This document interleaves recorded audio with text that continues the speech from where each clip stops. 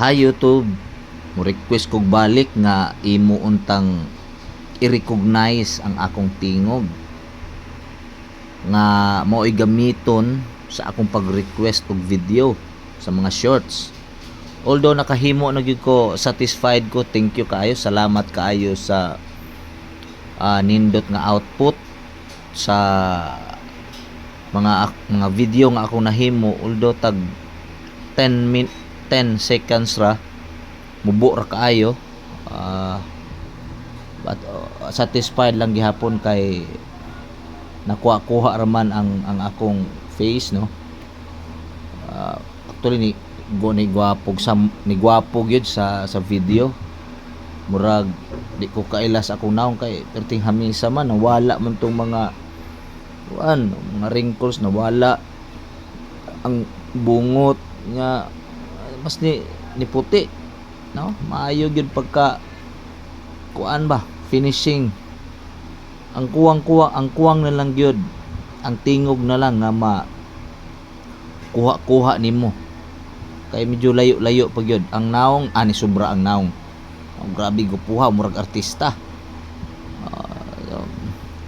Kasi di na bunta mailan sa atong kaila ana, kay perting gupuha naman. Ang tingog lang siguro, ang tingog man na ako sige kog upload og video para ma-recognize nimo, makopy nimo, makuha gid nimo ang akong tingog.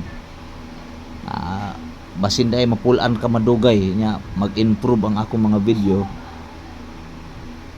makuha ra gyud nimo ang akong tingog nga mao gyud mao ni akong gusto nga copy nimo, no? So kana lang, siguro kada adlaw asin ko mga 2 minutes kapin siya rog di mapulan.